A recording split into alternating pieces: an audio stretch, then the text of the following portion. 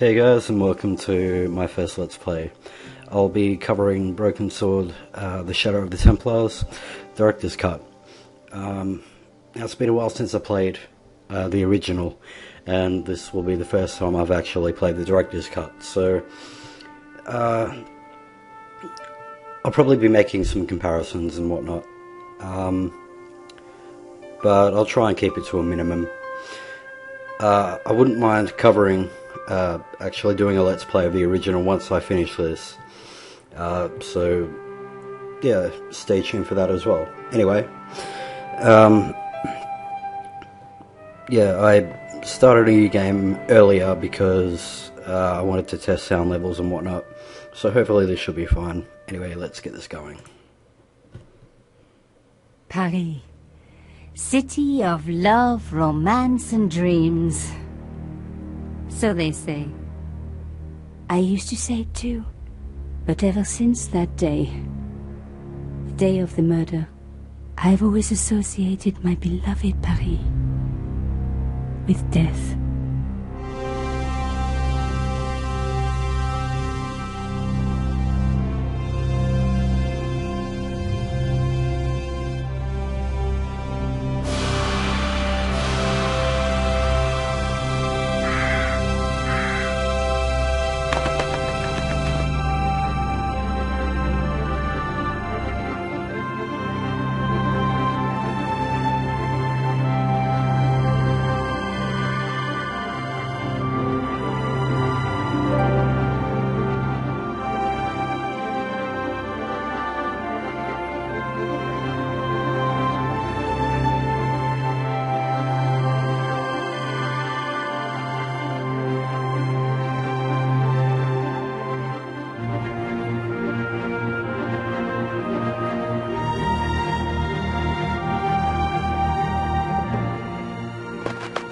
I was at home having a bath when my editor called.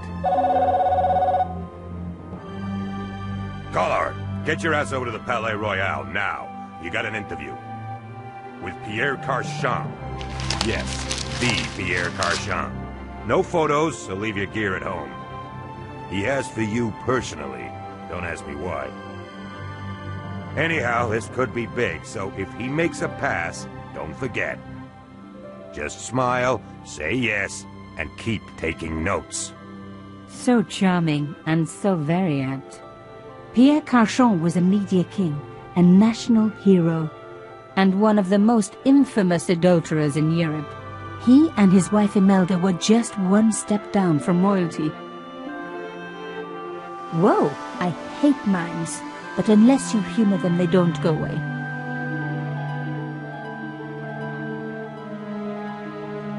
Here I was, the palace of the Media King and the Ice Queen. I pressed the doorbell. Looks like she's going to get electrocuted by that doorbell. A chain of events which would change my life forever. Yes? What is it? Madame, my name is Nico. I'm here to see Monsieur Carchon. Come up, we're on the first floor.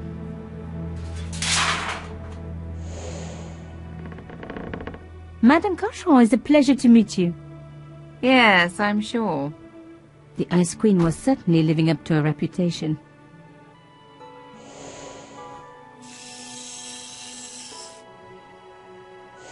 Will you be staying for the interview? Mademoiselle, I know little of my husband's business affairs, and I care even less. I certainly have no intention of watching him pore over yet another pretty little journalist. Pretty? You're too kind, madame. Ah, the talented and very beautiful Mademoiselle Collard. Such a pleasure to meet you at last. Monsieur Carchon, I am honored. Oh, I'm sure you are. Call me Pierre, please. But I do not flatter you idly. I was a friend of your father. He was a great man. My father? He never mentioned. He and I were very close. And then his death. So tragic. I must... Imelda, your damned cat's in my study again. Another Ming vase, I suppose. Excuse me for one moment, my dear girl. You journalists are getting younger each year. Perhaps it's the rest of the world getting older, madame. That was no cat. God, what? Monsieur Carchon!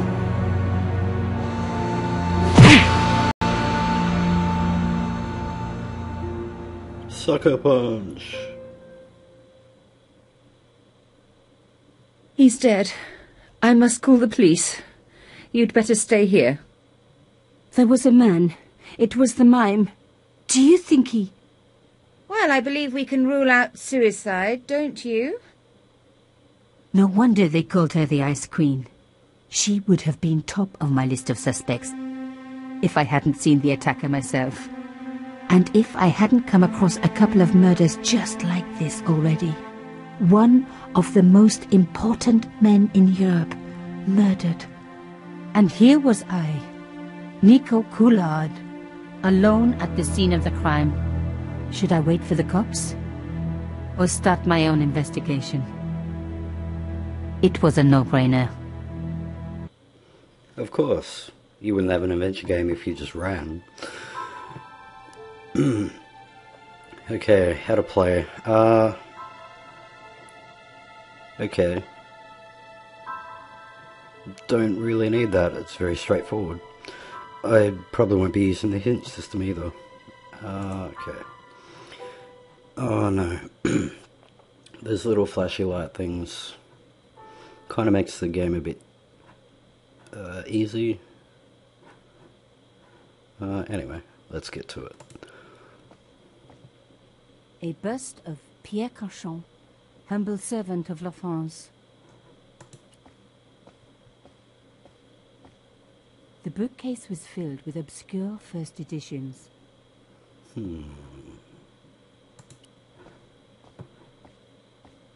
Pierre Carchon again. His eyes seemed to follow me around the room. Nothing of real interest yet. A small round piece of glass had been cut out of the pane. This was a professional job. No, I'm gonna leave the body to last, because that's usually where you'd find things. Haha. The killer must have used a ladder to reach the window. He was long gone. Guess he folded that ladder up, popped it in his pocket and took it with him.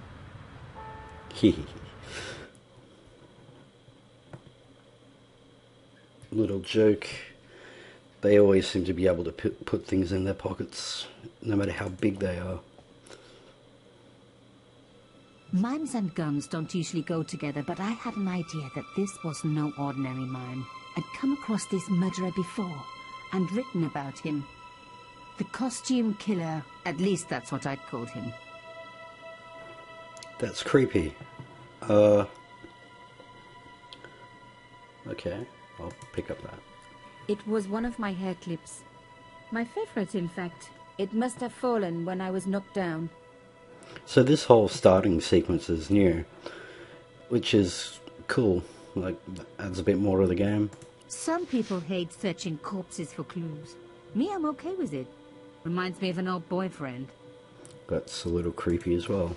In his pocket, I found a ticket stamped Bateau de la Conciergerie. Taking the ticket meant I tampered with the evidence. There was no going back now. Oh, look at it. Carchon had been shot. No shit. Wow. It's very creepy. His eyes are just open. What can you do with his I closed eyes? his eyes. It was the least I could do for the poor fellow. Well, that's good. Let's leave his body alone now.